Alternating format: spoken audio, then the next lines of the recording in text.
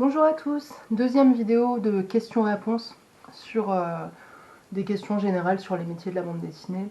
Alors j'avais fait une première vidéo, je commençais à faire l'ancrage d'un dessin. La base, le crayonné avait été fait en amont pour meubler un petit peu, et j'avais fait le crayonné justement pour ne pas avoir à réfléchir et pouvoir parler relativement tranquillement et sans réfléchir tout en faisant mon dessin.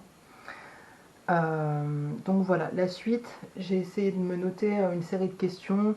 Comme j'extrapole un petit peu en parlant, je sais pas si c'est le bon mot, mais en tout cas comme je blablate beaucoup, je pense qu'il y a des questions qui vont se croiser, certaines que je vais zapper, etc. Mais j'essaye quand même de garder un petit fil conducteur. J'espère que ça pourrait être intéressant. Bah voilà, c'est parti. J'ai réussi à faire... je continue tout de suite après l'autre vidéo, mon tournage. J'ai réussi à faire des tâches de café entre... il s'est passé 3 minutes, et ben voilà, j'arrive à dégueulasser ma feuille, c'est quand même merveilleux. Et d'ailleurs, en disant ça, il faut que je fasse attention, mon feutre n'est pas waterproof, donc si j'ai les mains un tout petit peu humides ou même légèrement transpirantes, même s'il ne fait pas 40 degrés, on ne sait jamais, ben c'est un coup à ce que je fasse baver tout mon dessin. Bon, alors du coup, je reprends avec mes questions que j'ai posées, que je me suis auto-posées, des questions qui viennent de choses qu'on m'a demandées en atelier, en festival, que parfois des gens qui me rencontrent me posent. Ah, t'es dessinatrice, mais comment ça se passe? Étonnant comme métier. Et oui. Pourtant, on est quand même assez nombreux hein, en France. Je sais pas combien à l'heure actuelle, mais je ne veux pas dire de chiffres parce que je vais dire n'importe quoi, mais il y a quand même beaucoup de dessinateurs de BD en France. Et en Belgique, et en Italie, et en Espagne, et en Turquie, et aux États-Unis, et au Mexique, et au Brésil, et en Chine, et au Japon, même si c'est pas forcément les mêmes noms, et en Afrique, dans plein de pays d'Afrique. Voilà, la BD, c'est vraiment, il y en a vraiment dans beaucoup de pays. C'est cool. Bon, alors, je suis repartie. J'avais une question qui m'est venue entre deux. C'est que parfois, ça peut paraître débile comme ça, mais elle est marrante cette question. On me demande si je travaille en pyjama la journée. Alors ça, c'est plus des adultes hein, qui me la posent. C'est ouais, du coup, t'as pas d'horaire, mais tu dois travailler en pyjama toute la journée. Moi, je ferais tellement ça. Non, personnellement, j'évite parce que je pense qu'il faut garder vraiment une hygiène de vie, c'est important. Donc je dis pas que je vais être tirée à quatre épingles quand je bosse, que j'ai une super coiffure et que je me maquille quotidiennement avant de bosser, surtout quand je sais que je vais sortir de chez moi juste pour aller faire un tour à mon chien au parc. Euh, mais pour moi, c'est quand même important. Le matin, je me lave, je prends ma douche, je mets des vrais vêtements, donc pas un jogging ou quoi que ce soit, et je reste surtout pas en pyjama. Après, il faut quand même parfois adapter ses vêtements parce que quand on a des grosses journées de travail, ça peut paraître débile ce que je raconte, mais c'est comme ça. Surtout moi, j'ai une malformation dans les jambes, surtout à la jambe gauche, lymphatique et vasculaire, et du coup, je suis pas censée rester assise longtemps, donc j'ai mal choisi mon boulot. Et en fait, il va quand même falloir choisir des vêtements dans lesquels vous êtes à peu près à l'aise. Voilà. Donc moi, la mode là depuis quelques temps, c'est jupe, legging. C'est bien parce que du coup, vous avez l'air quand même un peu stylé, un peu habillé et tout. Et en fait, vous savez que vous êtes méga confortable bien plus que dans un jean. Les discussions absurdes que j'ai, mais voilà. Pour moi, c'est important de garder quand même une hygiène de vie et de pas commencer à traînasser en pyjama quotidiennement parce que enfin, moi, je pense que je le vivrais pas bien et je sais pas si c'est très bon pour la tête, etc.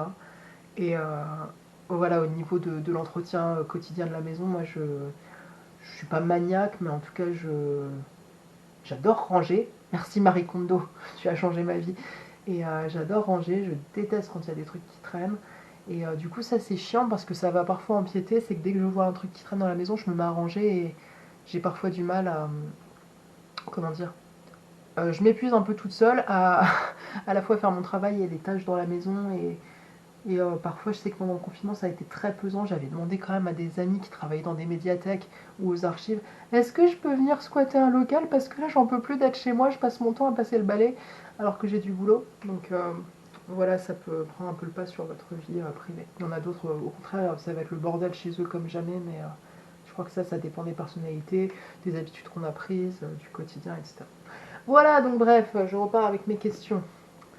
Alors, j'ai souvent la question, c'est des enfants souvent qui me demandent ça.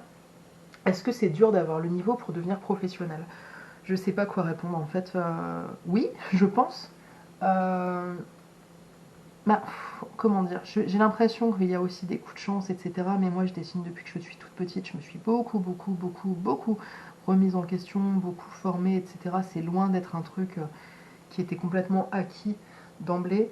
Je me suis pris beaucoup de claques, beaucoup de remarques un peu cinglantes qui étaient parfois nécessaires, mais de la part d'éditeurs, de collègues, etc. pour dire ben, ça va pas, ça il faudrait que tu le retravailles, etc. Des trucs dits plus ou moins gentiment, plus ou moins avec des gants, etc.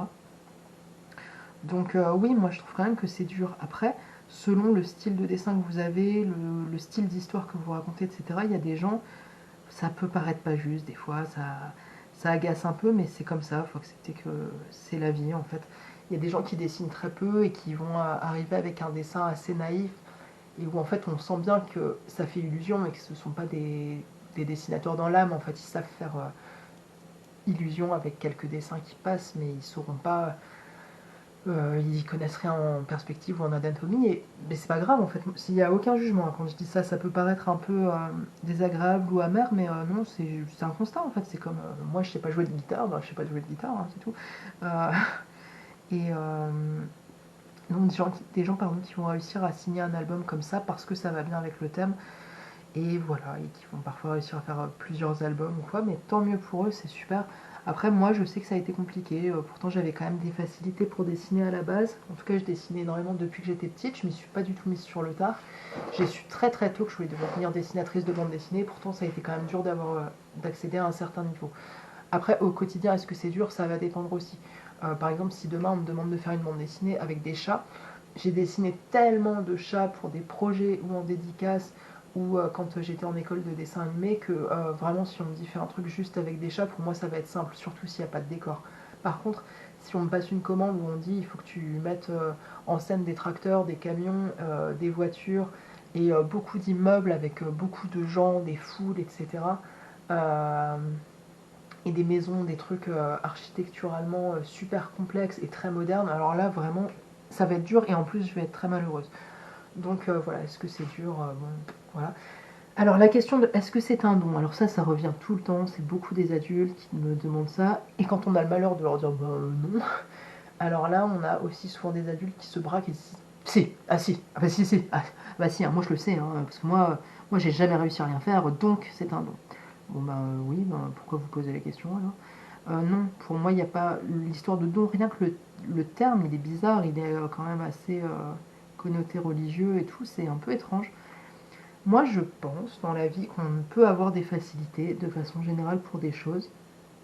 Je pense aussi qu'il y a des choses où vraiment on va avoir du mal. C'est vrai que même en s'acharnant, etc., ça va être très compliqué. Euh, on n'a pas tous la même façon de penser, de réfléchir, de comprendre les choses, d'apprendre, etc. Et c'est vrai que je pense à une personne en particulier qui, dès qu'il commence à faire un truc, que ce soit en termes de dessin, de bricolage, de musique, je sais plus encore ce qui s'est passé la dernière fois, mais c'est quelqu'un, dès qu'on lui montre quelque chose, il va vous le refaire comme ça. Voilà, il comprend vite, il y a un truc qui se passe. Euh, et des fois, c'est un peu agaçant parce que vous, quand vous avez passé 20 heures à apprendre ça, il vous fait ah, ça y est, j'y arrive un peu. Et que lui se pointe et au bout de 5 minutes, il vous dépasse. C'est un petit peu agaçant, j'entends. Mais de là à parler d'un don, non, moi je pense que oui, il y a des facilités, etc. Et surtout, je pense qu'il y a une envie en fait.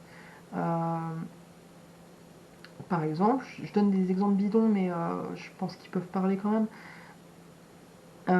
Moi, quand j'étais plus jeune, je cuisinais pas du tout, et c'était un peu la blague qu'on entend souvent, de dire, voilà, celle-là, elle sait pas du tout cuisiner, c'est drôle.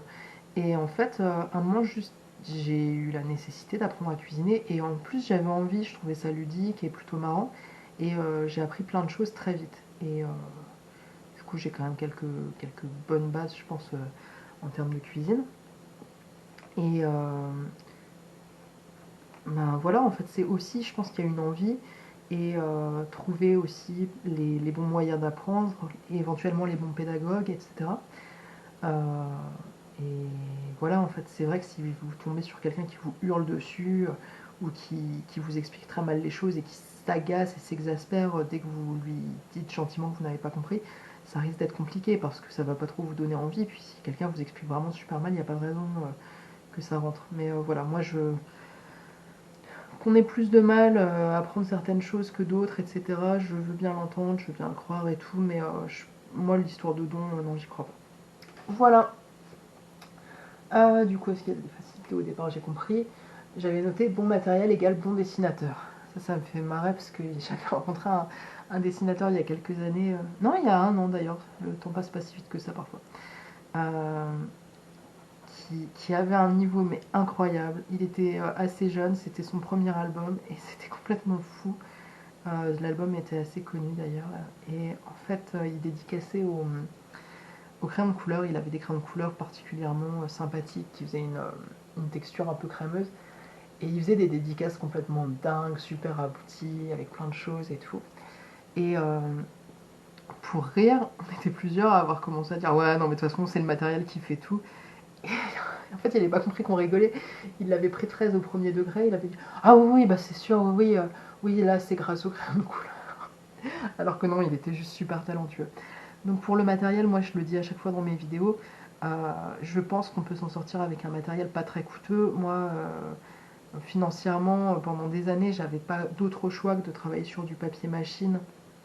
Quand je dis papier machine, c'est vraiment le papier le plus basique que vous pouvez trouver pour les imprimantes, pas épais du tout, enfin voilà. Et avec ben, ouais, un matériel vraiment très peu coûteux que je pouvais trouver en grande surface. Et voilà, et je travaillais professionnellement avec ce genre de matériel. Donc c'est pas moi qui vais vous pousser à acheter des encres à 50 euros le flacon, hein, c'est vraiment pas. Après, c'est vrai que moi je vous conseille d'abord d'apprendre à dessiner avec un matériel basique, parce qu'après vous allez, ça va être magique pour vous. Il y a une anecdote, je crois que c'est le dessinateur de Torgal qui expliquait qu'il travaillait avec un très mauvais matériel, avec des gouaches qu'on trouve vraiment en grande surface, mais vraiment pas de qualité. Et il s'était habitué à travailler comme ça. Et le jour où on lui a filé du matériel de qualité, alors là, tout lui semblait super simple. J'avais rencontré une scénariste qui parlait des sabots de plomb, je crois que ça s'appelle des chaussures de plomb. Apparemment, c'était en Chine. On faisait porter aux enfants des nobles ou des rois ou des empereurs. Là, je vais dire des bêtises, mais bref. On leur faisait porter des chaussures qui étaient lestées avec du plomb pour que leur pas soit très compliqué. Et on leur faisait porter ça pendant des années. Et le jour où ils enlevaient ces chaussures, ça donnait l'impression qu'ils avaient un pas complètement aérien et marchaient comme s'ils flottaient. Donc c'est un petit peu le même principe. Si vous avez été habitué à travailler avec un matériel vraiment très rudimentaire, le jour où vous allez passer à un matériel bien plus qualitatif, vous allez voir la différence et ça va se voir aussi dans vos dessins. Mais moi, je vous conseille pas de commencer à acheter d'emblée, je sais pas quelle marque de pinceau, de feutre, d'encre, quoi que ce soit, ou de papier. Je sais qu'il y en a qui le font, d'autant plus parfois quand les gens sont encore au lycée ou à la fac, il va y avoir cette espèce de truc un peu, comment dire ça gentiment, un peu à étaler, voilà, de ouais, moi j'ai acheté tel feutre, machin. Et bon, surtout si vous savez pas vous en servir, en fait, il y a des. Enfin, moi ça me fait marrer aussi, c'est pour les tablettes graphiques. Moi j'ai toujours acheté des tablettes d'occasion que j'achète sur le Bon Coin, parce que neuf c'est cher et qu'en fait, souvent sur le Bon Coin, vous voyez des gens qui s'en sont servis deux fois, ils se rendent compte qu'ils n'arrivent pas à dessiner comme des dieux avec et du coup ils les revendent. Et moi, toutes mes tablettes graphiques, je les ai toujours achetées comme ça d'occasion. Et j'ai vraiment pas à m'en plaindre. Et ben voilà, il y a quelques années, quand les Cintiq, donc les tablettes écran, venaient de sortir, ça coûtait une fortune. J'avais croisé un ami d'amis qui dessinait, mais vraiment 5 minutes par an quand il avait le temps, et qui s'était acheté une Cintiq. Il fait ce qu'il veut après, tant mieux pour lui s'il a de l'argent et tout, mais ça me faisait marrer parce qu'à l'époque, je connaissais aucun dessinateur qui avait ça parce que c'était super cher et parce que en fait, juste les dessinateurs n'avaient pas les moyens de s'acheter ça. Et je ne voyais ce genre de matériel que chez des gens complètement amateurs qui s'en servaient jamais. Donc c'est un peu comme des gens qui vont s'acheter des instruments de musique complètement dingues, alors qu'ils sont pas du tout professionnels. Et qu'à côté de ça, on voit des professionnels qui vont s'en sortir comme ils peuvent avec un petit matos. Donc ça me fait gentiment sourire. Par contre, c'est vrai que l'autre jour, j'ai sorti un carnet de croquis. Je sais pas d'où je le tiens. Je pense qu'on me l'a offert il y a très longtemps. Ça s'appelle Esquisse 90, je l'ai devant moi là. Lana. Bon. Et le papier, en fait, est particulièrement doux, on dirait un peu du coton, je sais pas. Et c'est vrai que je dessinais pas du tout pareil que d'habitude. Et ça paraissait très simple, le stylo qu'on donnait l'impression de glisser sur la feuille et ben, tout était plus simple. Donc c'est vrai que parfois le matériel ça va tout changer. Mais je ne vous pousse pas, enfin c'est pas le matériel qui va faire de vous quelqu'un de talentueux. C'est pas comme ça que ça marche. Ensuite, est-ce que c'est possible de se professionnaliser sur le tard ou de commencer à apprendre à dessiner sur le tard? Oui, il y a quand même pas mal de dessinateurs, beaucoup plus qu'on ne le pense, je crois, qui commencent à dessiner professionnellement à partir de 35-40 ans, voire plus, qui ont eu toute une carrière avant et par des concours de circonstances ou pas, se reconvertissent et deviennent dessinateurs de bande dessinée. Donc ça, c'est complètement possible. Apprendre à dessiner sur le tard, ben, c'est pareil, c'est possible. Hein. Comment dire, on peut passer notre vie à apprendre et ça c'est quand même assez fantastique en fait. Plus ça fait vraiment du bien au cerveau quand vous apprenez quelque chose de nouveau, c'est super gratifiant. Même si au début c'est dur, c'est vraiment, je pense qu'on a profondément besoin d'apprendre toute sa vie et ça se ressent parce que c'est un peu comme quand on fait du sport et que ça fait longtemps qu'on n'en a pas fait. Au début c'est dur mais vous vous sentez quand même vachement mieux dans votre peau après.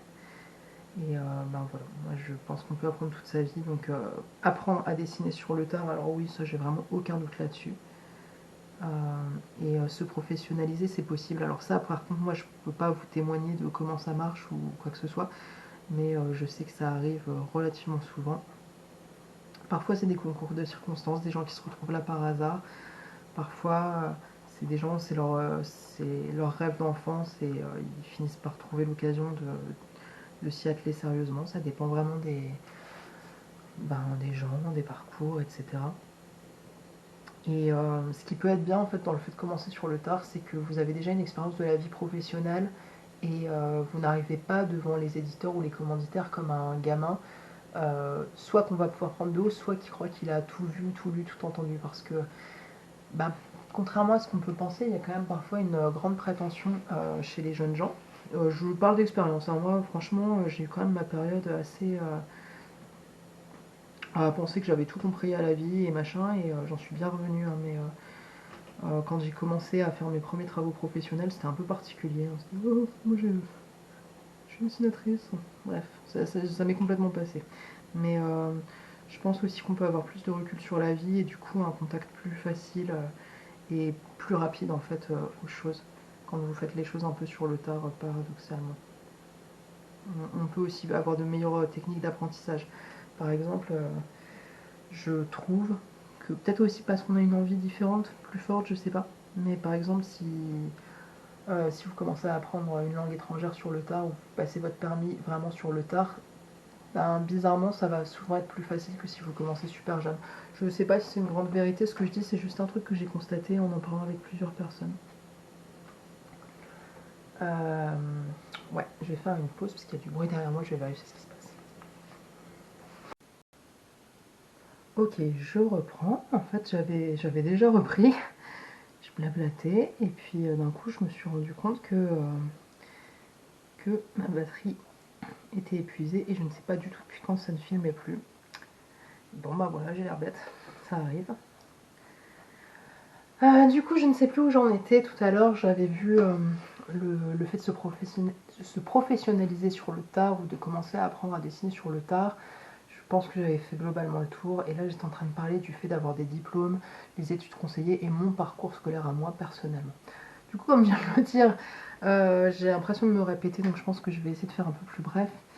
Donc, en termes de diplôme, vous n'êtes absolument pas obligé d'avoir des diplômes de près ou de loin pour faire de la bande dessinée. On ne vous demandera a priori jamais ça, ou alors si on vous le demande, ce sera juste pour parler, quoi, voilà, pour échanger, quoi, parce qu'il y a des gens, ils aiment bien parler. Mais voilà, on ne va pas vous demander des diplômes de telle école ou de prouver que ceci, cela. Parfois, éventuellement, on va vous dire est-ce que vous maîtrisez Photoshop ou tel logiciel de graphisme parce que ça peut être nécessaire vraiment à la réalisation pure et dure et aussi juste pour savoir est-ce que vous aurez besoin que certaines étapes de travail passent par le graphiste de la maison d'édition. Mais là, c'est vraiment une question pratico-pratique, j'ai envie de dire, mais non, sinon on ne vous demandera pas de CV ou quoi que ce soit, ou pareil, ça va plus être pour parler CV quand même, à la limite, peut-être ne serait-ce que pour savoir si vous avez de l'expérience et du coup si vous êtes fiable, si on peut compter sur vous, parce que ben, voilà, ça peut se comprendre, un éditeur va plus facilement faire confiance à quelqu'un qui a déjà fait plusieurs albums et qui sait où il va, qui sait ce qu'il fait, qui sait aussi comment gérer le fait de faire un album, plutôt qu'à quelqu'un qui débarque, qui n'en a jamais fait, que l'éditeur ne connaît pas, etc. et qu'on ne sait pas s'il va réussir à tenir sur la longueur, c'est normal.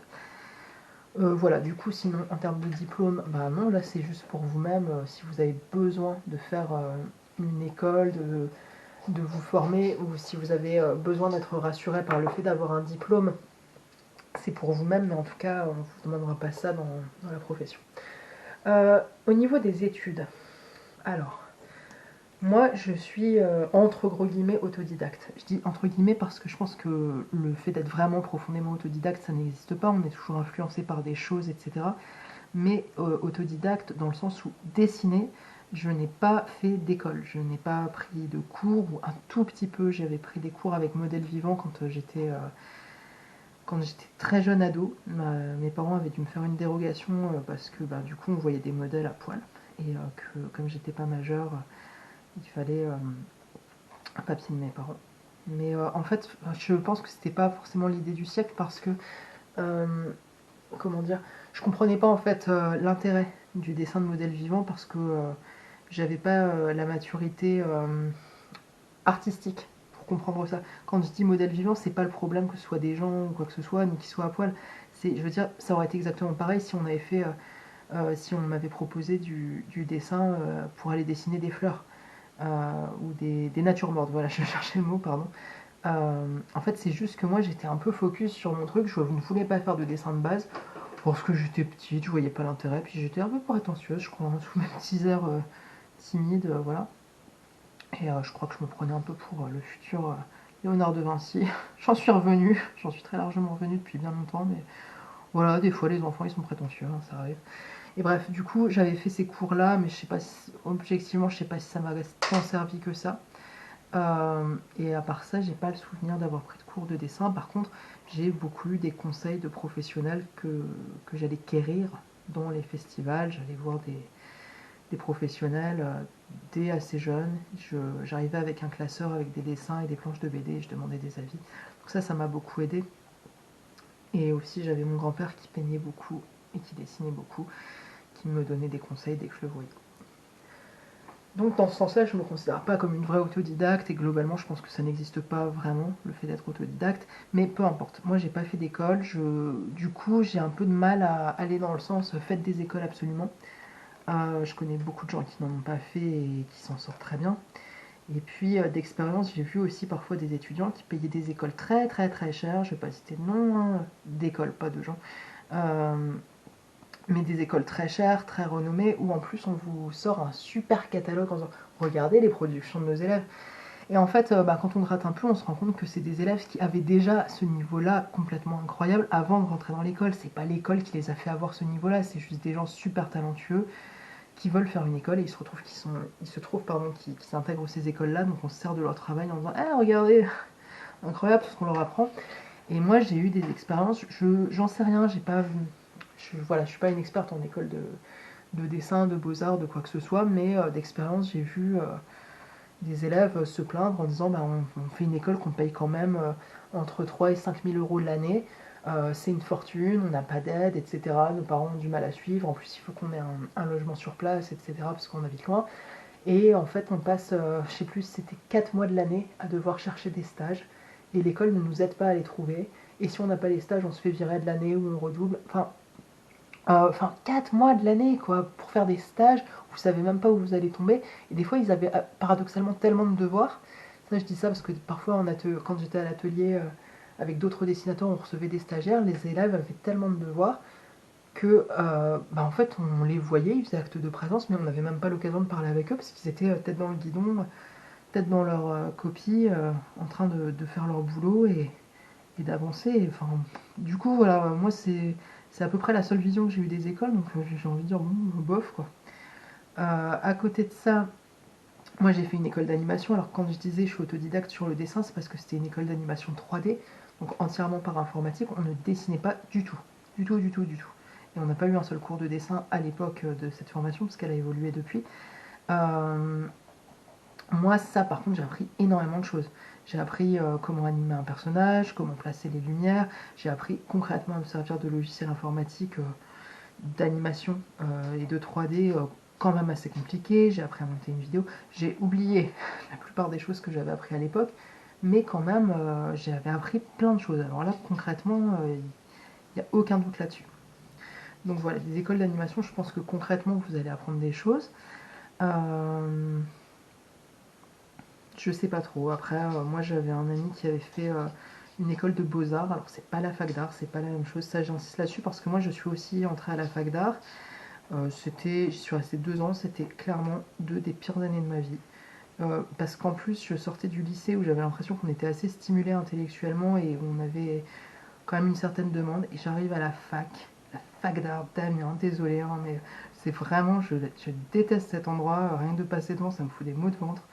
Et vraiment, mais c'était la loose totale en termes d'apprentissage. J'espère que ça a changé. Je sais que maintenant ils font une formation à la bande dessinée qui est encadrée par l'association On a marche sur la bulle, qui est une association de bande dessinée. Et là, je pense que vraiment concrètement les cours sont bien et qu'ils apprennent des choses, mais c'est grâce à l'association. Non, je suis désolée, je peux pas encourager cette fac. Et enfin, ouais, là vraiment, désolée, hein, c'est peut-être pas, ça manque peut-être d'objectivité, mais j'ai vraiment l'impression d'avoir régressé en fait pendant ce temps passé là-bas.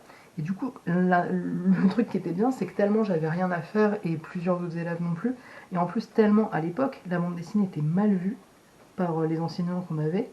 On avait fait un fanzine, donc c'est un magazine amateur de bande dessinée, et c'était un petit peu les prémices de cette formation à la bande dessinée qui existait. On avait des cours de bande dessinée, mais parce qu'on y allait vraiment de notre plein gré, on les avait trouvés un peu tout seuls, avec justement l'association On marche sur la bulle, où on avait parfois des intervenants extérieurs qui venaient, qui étaient auteurs, donc soit des scénaristes, soit des coloristes, soit des dessinateurs, qui venaient nous présenter leur travail, et puis on était encadré par une ou deux personnes qui, à chaque fois, je veux dire, qui nous donnaient des conseils de bande dessinée, qui regardaient nos planches, qui nous poussaient, qui nous donnaient des thèmes. Donc là, c'était vraiment bien, on a appris plein de choses. Mais voilà, donc bref, la fac d'art non. Les beaux-arts, l'ami que j'avais qui était allé avait l'air d'avoir appris plein de trucs en termes d'anatomie. euh, je sais plus, mais après je pense que c'est quelqu'un qui était aussi très travailleur sur son temps libre, donc peut-être aussi qu'il a fait ça spontanément. Voilà, après sinon les écoles, vous avez bien sûr les Gobelins, c'est l'école de dessin animé hyper connue que beaucoup de gens rêvent d'intégrer. Il y a l'école Émile Cole à Lyon, Pivot à Nantes, enfin il y en a plein en fait, il y en a plusieurs en Belgique. Je sais plus. Beaucoup de gens ont fait, comment c'est, les Arts Déco de Strasbourg, je crois. Beaucoup de dessinateurs sont passés par là. Après, voilà, ça dépend de chacun. Moi, j'avais un ami dessinateur qui avait une formation. Lui, pour le coup, c'était un vrai autodidacte. Il avait un tout petit peu passé de temps en fac d'histoire, si je me souviens bien, pas très longtemps. Et en fait, il était bûcheron de profession. Voilà, un vrai bûcheron, comme dans les films. Il allait couper des arbres en forêt. Sur son temps libre, il dessinait. Et il s'est mis un petit peu par hasard à intégrer une maison d'édition de sa région. Donc c'était L'Heure du Terroir. Et, et en fait, il a commencé à dessiner comme ça professionnellement pour leur collectif de bande dessinée historique. Et c'était incroyable parce que moi je l'ai rencontré, je crois qu'il avait fait un ou deux collectifs. C'était sympa son niveau et tout, mais objectivement, il le sait, hein, ce que j'en pensais. Enfin, c'était pas transcendant, quoi, ça faisait encore très amateur. Et le truc, c'est que c'est quelqu'un qui savait tellement se remettre en question et qui comprenait bien quand on lui donnait des instructions que moi je l'ai vu en 2 ans, mais avoir un niveau qui a complètement décollé, c'était incroyable. Et après, il avait un niveau, mais super fort. Je dis il avait parce qu'il a rechangé de voie professionnelle, parce que ça c'était compliqué, il n'arrivait pas à signer d'album malgré son très bon niveau. Et du coup, pour des raisons concrètes, en termes de finances et puis aussi de temps qu'il passait sur son travail, il a dû arrêter, il a changé complètement de voie. Et Je pense qu'il ne dessine plus du tout, même sur son temps libre. Mais enfin voilà, c'était pour citer un exemple concret de quelqu'un qui a progressé très vite. Alors là, je place ça là aussi.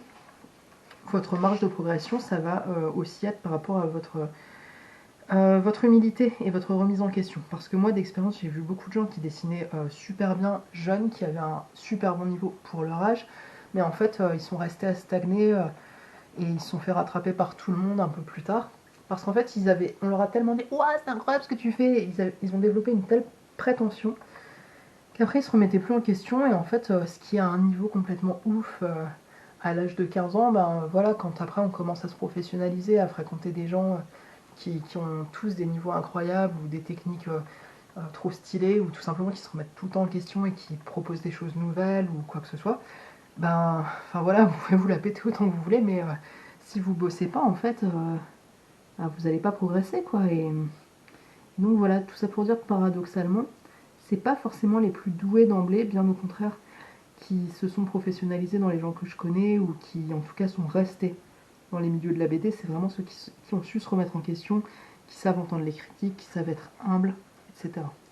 Donc voilà, désolé, mais si vous êtes tout jeune et qu'on vous encourage beaucoup, qu'on vous dit c'est incroyable ce que tu fais, ou même ces espèces de discours un peu bizarres où les proches s'exaspèrent à moitié en disant non mais là je comprends pas quand même, enfin quand on voit le niveau qu'a cette personne, comment ça se fait que les éditeurs ne courent pas vers elle, bah non, bah déjà ça se passe pas comme ça, et puis ensuite bah, les éditeurs ils vous signent s'ils veulent, hein, ils font ce qu'ils veulent, et puis enfin je sais pas, je trouve que c'est un peu une drôle de façon de penser, puis si vous passez votre vie à vous dire ah ben c'est pas juste, j'arrive pas à trouver de travail, et que vous faites plus aucun effort pour progresser en partant du principe que vous avez un niveau tellement exceptionnel que c'est pas la peine, bah je sais pas, déjà aller voir un peu ce qui se fait, aller revoir des peintres et tout, vous vous rendrez compte qu'en fait il y aura toujours meilleur que vous, hein. Je veux dire, il y a eu tellement de génie vraiment, vraiment dans ce monde que si vous pensez être la personne la plus talentueuse du monde, ben, j'ai envie de dire ouais, allez voir ce qui se fait, quoi. Sortez de chez vous, ça peut être une bonne idée. Alors ensuite, du coup, les conseils des études. Rien à voir, c'est marrant cette question. C'est souvent, les gamins demandent en atelier aux dessinateurs en général est-ce que vous êtes connu? Donc je sais pas trop quoi répondre, hein, c'est bizarre comme question. Parfois ça me fait marrer, c'est que j'ai des gens qui me connaissent dans un contexte plus privé, je leur offre des dessins, il y a cette phrase qui est absolument insupportable, désolé les copains si vous m'entendez, si ça vous vexe, mais c'est vraiment pas cool, qui disent si on leur offre un dessin, ah bah je vais le garder, hein. Et puis comme ça, si un jour t'es connu, je le revendrai, ça vaudra cher. Mais c'est vraiment pas cool en fait de dire ça, c'est pas gentil. Puis non, en fait, je vois vraiment aucun intérêt à dire une phrase pareille. C'est pas sympa, on vous offre un dessin, vous, tout ce que vous trouvez à dire, c'est je vais le revendre. Et puis si un jour t'es connu, comment dire, en fait ça me fait marrer, c'est que je pense qu'il y a un contraste entre certaines personnes qui pensent que je suis une espèce de superstar dans mon entourage ou quoi que ce soit, et là, tu replaces un peu le truc de oui, ben non, mais voilà. Et ceux qui vous regardent vraiment comme si vous étiez, comment dire, au fond du ruisseau, que vous faisiez rien de votre vie et que vous grébouillez comme ça de façon complètement amateur et cachée sur le dimanche après-midi, c'est plutôt marrant. Donc bah voilà, je suis pas là pour me jeter des fleurs, ça n'a aucun intérêt.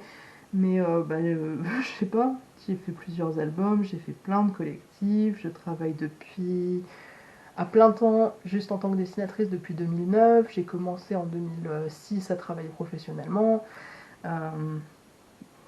J'ai eu le prix Saint-Michel de la bande dessinée à Bruxelles pour... c'était quoi Saint-Michel à venir pour mon album Le Dernier Refuge. J'ai gagné plein de concours de BD. Enfin, c'est pas du tout pour me jeter des fleurs, c'est juste pour restituer le contexte parce que... alors ben, du coup ça va m'amener à un point suivant. C'est aussi quand on est une nana, j'ai l'impression qu'encore plus... Alors quand on a l'air jeune, ou quand on est jeune pour de vrai, et quand on est une fille, je pense que ça en rajoute encore plus une couche de cette espèce de cliché de l'artiste qui rate sa vie. C'est super vexant. Alors du coup, c'était une question que je voulais aborder beaucoup plus tard, mais c'est pas très grave. Est-ce que être une femme dans la bande dessinée c'est dur? Est-ce que au contraire ça ouvre des portes? Est-ce que ça enferme? Etc. C'est une question compliquée là, vraiment, j'insiste lourdement, je vais répondre pour moi. Donc, moi j'ai commencé professionnellement, comme je disais il y a 5 minutes, à plein temps, à faire ça, à faire de la bande dessinée en 2009. Il y avait beaucoup moins de femmes, pardon, de femmes autrices, donc dessinatrices ou scénaristes que maintenant. Coloristes, je sais pas, j'ai l'impression qu'il y en avait déjà beaucoup. Il y en avait quand même, hein, des dessinatrices femmes, moi j'en connaissais déjà quand même beaucoup à l'époque, c'est juste que maintenant il y en a vraiment plein. Est-ce que c'est compliqué? Moi je sais pas, le truc c'est que comme je suis arrivée super jeune dans le métier, je pense que sur certaines choses je manquais de recul, et il y a certains trucs, je pense que j'ai pas compris à quel point les remarques étaient déplacées ou sexistes, et que si c'était à refaire maintenant, j'hallucinerais juste. En plus, on a été plus éduqués à tout ça avec les hashtags MeToo et compagnie, donc peut-être qu'il y a des trucs à l'époque qui sont passés très naturellement, ou maintenant ça me ferait bondir, sans doute, ça j'ai pas beaucoup de doute là-dessus. Alors, par rapport à mes collègues, j'ai à peu près aucun souvenir d'avoir eu la moindre remarque déplacée, désagréable ou quoi que ce soit. Vraiment, je réfléchis, peut-être une fois, mais c'est vraiment une personne qui avait la réputation de toute façon de faire tout le temps des remarques hyper sexistes, voire aussi des remarques racistes, donc bon, c'est quelqu'un qui est pas très intéressant, donc ça sert pas à grand chose de faire attention à ce qu'il dit de toute façon. Et alors après, sinon, sur le reste de mes collègues, j'ai vraiment pas de souvenirs dans ce sens-là. Par contre, c'est plus le public, ou des libraires, ou ouais, si, le public, les libraires, des fois aussi en atelier. Alors, ouais, ça, en plus j'étais toute jeune. C'était un gars qui m'avait reçu en atelier. Je sais pas, il n'était pas enseignant, ça devait être dans un centre social. Et je venais de sortir le collectif BD Cicatrices de guerre, dans lequel j'avais fait une histoire de 4 pages, 5 pages, je sais plus.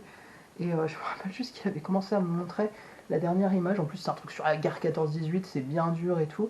Il m'avait montré le personnage principal qui était une femme de dos. Il m'a dit ah, mais elle a un petit cul là. Bah oui, c'est un petit cul. Et il avait une attitude vraiment glauque avec moi. Et puis en plus, bah, je crois qu'à l'époque j'avais 20 ans, mais dans ma tête, j'étais vraiment pas. Enfin voilà, dans ma tête j'avais 13 ans. Donc ça m'avait. Je savais en plus qu'est-ce qu'on répond dans ces cas-là. Enfin, moi j'étais juste très très très mal à l'aise. En plus, j'étais toute seule avec lui, je savais pas trop ce qu'il me voulait. Donc, ça, il y a eu ce genre de truc. Parfois, j'ai eu de la drague un peu lourde de la part de visiteurs en festival. Donc, pareil, c'est juste assez malaisant. Puis, on sait pas trop ce qu'on doit répondre parce qu'on doit rester poli en fait, parce qu'on est quand même un peu en représentation. Puis, des fois, on est sur le stand de l'éditeur. Donc, bah voilà, c'est malaisant, c'est pas agréable. J'ai eu des remarques aussi, alors ça m'est arrivé relativement souvent, euh, du genre comme tu es une femme, tes bandes dessinées sont poétiques. Alors à l'époque en plus, ma grande lecture du moment, c'était Pas fait en cul de Goupil Acnéique, c'est vraiment le truc le plus vulgaire et crade du monde. Donc me dire que je faisais de la bande dessinée poétique et m'imaginer en train de lire que des trucs euh, à l'eau de rose et un peu gnangnan et poétique. Ça n'allait vraiment pas avec mon tempérament de l'époque, donc ça m'agaçait beaucoup. Il y a aussi les phrases, même si ça se veut bien intentionné, de ah bah c'est une femme, donc tu vas amener un truc nouveau, particulier, différent dans cet album, dans ce collectif. Moi pareil, ça me sort par les yeux parce que j'ai l'impression que j'ai pas du tout été éduquée, ou très peu, dans un truc genré. La question du genre, ça m'a quand même un peu posé question. J'ai eu très peu d'amis filles dans ma vie. Je traînais quasiment qu'avec des garçons depuis le lycée. À la fac, je n'avais que des amis hommes. Comme je fréquentais un milieu où il y avait quasiment que des hommes, je connaissais quasiment aucune femme. Euh, et enfin, du coup, globalement, il se trouve que bah, c'est comme ça. J'en sais rien, moi, c'est la vie. J'étais plus à l'aise avec des hommes qu'avec des femmes. Et donc, quand on venait me sortir des trucs comme ça, je savais pas trop quoi en faire. En fait, je trouvais ça assez ridicule parce que ce truc de toujours vouloir me remettre à ma place de femme, ça me mettait vraiment très mal à l'aise. Ça me met encore très mal à l'aise. Euh, J'avais eu aussi, alors que je réalisais la bande dessinée Le Dernier Refuge, j'étais en festival et j'avais emmené mes planches avec moi parce que je voulais avancer. Et à un moment, donc, je continuais mes planches pendant le temps de dédicace parce qu'il n'y avait pas grand monde. Et il y avait une personne, c'était un homme, j'ai pas trop compris si c'était un libraire ou quoi, indépendant. Drague très très lourde, pareil. Voilà, dès qu'il y avait une fille qui approchait, c'était vraiment très très pénible. Et en fait, il avait regardé mes planches, et il s'était permis de me faire des commentaires alors que lui-même n'était pas dessinateur et je crois qu'il y connaissait pas grand-chose. Je lui avais rien demandé au-delà de ça. Moi, j'étais concentrée sur mon truc, j'avais pas beaucoup de temps pour faire mon album et pour avancer. Et bah, juste, j'étais pas en recherche de conseils à ce moment précis et surtout pas de sa part. Et en fait, c'était une case où je devais dessiner Héloïse, qui est l'héroïne du bouquin avec Corentin. Et je crois que c'est une des premières planches où on la voit. Elle est dans le bureau de Corentin et on voit un gros plan sur elle où elle lui sourit. Et en fait, ce gars, sorti de nulle part, m'avait dit ah non, mais là, faut que t'arrêtes. Hein. On voit vraiment que t'es dans les clichés des filles. Je parlais, pardon.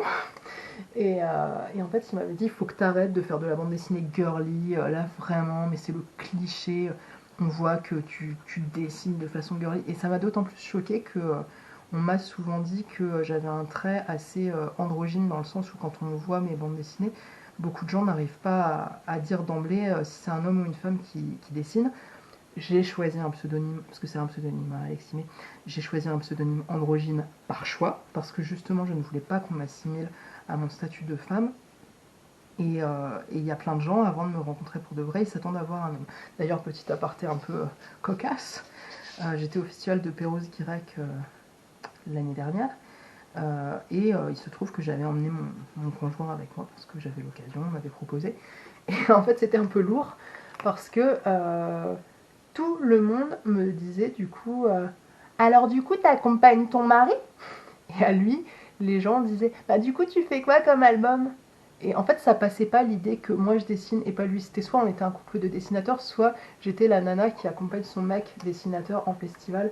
Bon, ça nous a fait rire, mais c'était quand même un peu lourd. Et en fait, alors que j'étais à ma table de dédicace, un moment il était assis à côté de moi parce qu'il voilà, il était fatigué, il avait fait 6 fois le tour du festival et il était venu s'asseoir un peu. Mais il s'était vraiment mis en retrait dans un coin, 2 mètres derrière la table et 2 mètres à ma gauche, bien sur le côté. Et en fait, les gens, pas tous, mais certaines personnes, faisaient en sorte de ne pas me parler et de s'adresser à lui en l'interpellant et en l'appelant Aleximé. Et c'était un peu drôle quand même comme truc. Un peu ridicule, puis à la fois, ouais, à la fois ça m'a fait rire jaune, hein. C'était quand même drôle, 5 minutes quoi. Donc voilà, il y a eu ça. Et puis, alors aussi, bah parfois on m'appelle vraiment parce que je suis une fille et on met ça en avant. Et je sens qu'il y a un truc de ah, regardez, il y a Aleximé, c'est la fille du collectif. Et alors, ça, je pense qu'il y a certaines autrices à qui ça fait plaisir. Moi, ça me donne envie de tuer des gens. Non, c'est pour rire, mais vraiment, ça me fait pas du tout plaisir parce que ça me donne vraiment l'impression que je suis là uniquement pour représenter un quota. Et je pense que j'ai quand même assez travaillé et acquis des bases de dessin, de storyboard, de mise en scène, etc. pour être vue autrement que par mon genre en fait. Et ça me donne vraiment l'impression que je pourrais comment dire, proposer à peu près n'importe quoi en termes de dessin et vraiment avoir un niveau ras des pâquerettes.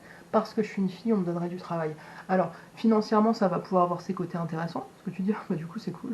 J'ai du taf un peu plus facilement que mes collègues, parce qu'il y a un côté un peu à la mode de mettre le féminisme en avant. Et à la fois, bah, moi, ça me vexe énormément, en fait, parce que, bah, voilà, quand vous avez l'impression que vous n'êtes là que pour représenter un quota, et que les gens n'ont même pas pris la peine de regarder ce que vous dessinez, moi je trouve ça très vexant. Je sais que je suis pas la seule, hein. Une fois je m'étais retrouvée dans un festival où il y avait beaucoup de femmes. Au bout d'un moment on commence à se dire c'est bizarre, il y a des hommes mais on est quand même nombreuses, et d'un coup on avait compris que c'était le thème du festival, c'était les femmes dans la bande dessinée, et ça nous avait tout exaspéré parce qu'en fait on avait eu l'impression que personne dans l'organisation n'avait vraiment pris la peine de se renseigner sur ce qu'on faisait. Ils avaient juste cherché des nanas qui faisaient de la bande dessinée et point barre. Donc voilà, moi j'ai pas vraiment eu d'expérience négative concrètement dans le sens des remarques sexistes ou quoi que ce soit, surtout pas de la part d'éditeurs. Ça vraiment j'en ai pas le souvenir hein, pour le coup. Euh, mais il y a ce côté-là qui me dérange vraiment profondément, et ce truc de tu fais une femme, waouh, pardon, tu es une femme donc ça va être poétique ce que tu fais, etc. Ça me déplaît beaucoup en fait. Euh, Enfin voilà. Et surtout, je me demande à chaque fois, est-ce que ces personnes auraient dit la même chose juste en voyant mon travail sans voir ma tête? Voilà. Donc là, je pense que j'ai un peu fait le tour de ce que je pouvais dire par rapport à ce statut féminin. Bon, le dessin avance un peu doucement. Je commence à me questionner, je commence un peu à fatiguer aussi.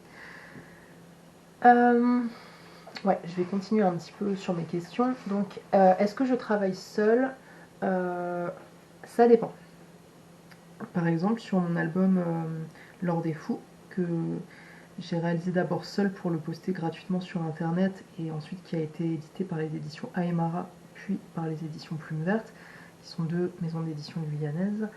Là, j'ai tout fait toute seule. J'ai fait mon scénario, mon storyboard, les dessins, les couleurs, etc. Vraiment tout toute seule. Ouais, voilà, j'ai tout fait seule. Parfois, je vais travailler avec des scénaristes, donc c'est soit une collaboration imposée, par exemple sur certains collectifs, notamment ceux de Petit à Petit, c'est généralement un scénariste qui va scénariser tous les récits du collectif, et après les dessinateurs dessinent, donc on n'a pas forcément d'échange avec le scénariste. Dans ce cas-là, parfois on nous transmet juste le scénario et on fait ce qu'on a à faire, parce qu'il y a tellement d'histoires que ce serait trop compliqué, ou si on n'en ressent pas le besoin, on n'a pas besoin absolument de contacter le scénariste et on nous laisse relativement libre. Parfois, du coup, on travaille avec des scénaristes choisis. Ça m'est arrivé aussi d'être uniquement coloriste. C'était sur un album de Petit à Petit, La cuisine en BD, l'histoire de la cuisine en BD, qui est un album que je trouve vraiment trop bien, je l'adore.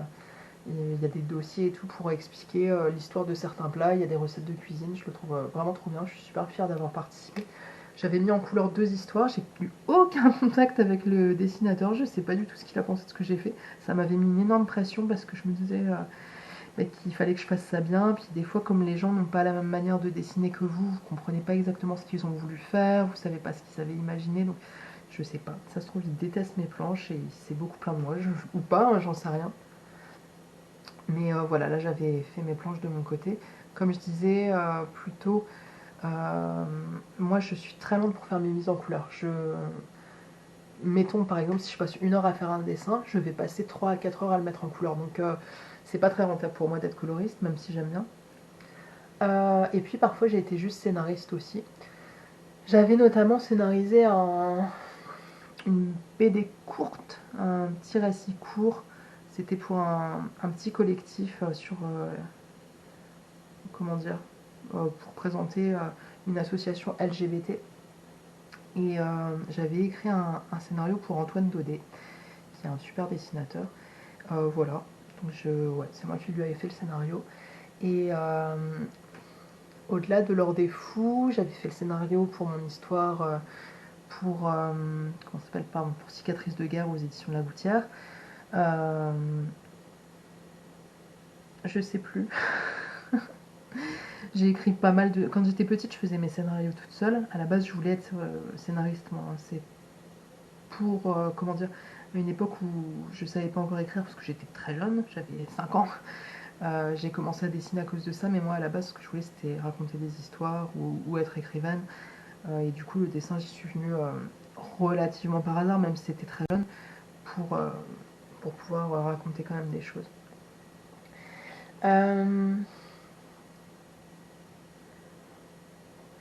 Et puis voilà, du coup, parfois j'ai écrit des histoires, mais qui n'ont pas donné suite, mais qui sont restées dans les placards. Certaines, je les ai écrites, j'ai fait le storyboard, mais finalement, le, comment dire, le contrat d'édition s'est arrêté avant que j'ai le temps de faire les pages définitives, mais j'avais fait une petite bande dessinée qui se passait dans une civilisation inspirée des Mayas avec des panthères et un ours, comment ça s'appelle, anthropomorphe. Donc quand ils ont un corps humain et des visages inspirés d'animaux. Donc ça, j'avais fait ça toute seule, ça s'appelait Eldorado. Et ça devait être pour une maison d'édition qui s'appelait Coprin, mais en fait la maison d'édition s'est arrêtée avant qu'on ait le temps de donner suite. Et j'ai essayé de le replacer plusieurs fois, puis bon, le temps a fait que voilà, hein, que j'ai arrêté. Le temps et un peu de plagiat aussi peut-être. Et j'ai fait ça, j'avais fait aussi une bande dessinée, enfin j'avais commencé, qui s'appelait Pun Project. J'avais commencé à le réaliser pour les éditions Glénat. Et ça n'a pas donné suite finalement, je l'avais placé dans un journal de bande dessinée qui s'appelait MBD. Et le journal a fait faillite et du coup ça s'est arrêté. Je crois qu'il n'y a que les 2 premiers chapitres qui ont été diffusés du coup. J'avais fait 3 chapitres. Et j'ai hésité longtemps à le continuer, mais ça a été un peu trop déprimant comme expérience, donc je m'étais arrêtée là.